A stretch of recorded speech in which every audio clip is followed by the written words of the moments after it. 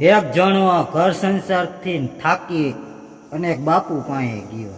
એ કે મને કંઈક રસ્તો આપો બાપુ, હવે મને આ સંસાર કડવો લાગે છે. તે બાપુ કે તું જુનાગઢ જા અને કોક દિગંબરના દર્શન કરી લે તો તારો બેડો પાર થઈ જશે. તે બસારો પેલી બસમાં ચડી ગયો ને અહીંયા ઉતરો તાજ એના ભાગમાં એક દિગંબર દેખાઈ ગયો. તે પગે પડી ગયો, બાપુ મારું માર્ગદર્શન કરો કે સંસારથી હું થાકી ગઈ છું. તે ઓલો કે હવે હું કોઈ બાપુ નથી, હું તારી ગોણે સંન્યાસી જ છું. અહીંયા દિગંબરની શોધ કરવા આવ્યો તો ખુદ દિગંબર થઈ ગયો. કા કોક લુગડા જ ચોરી ગયું.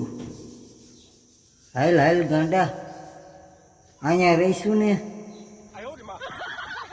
તો હેરાન થઈ જશું, એના કરતા પાછા સંસારમાં વહી જાય.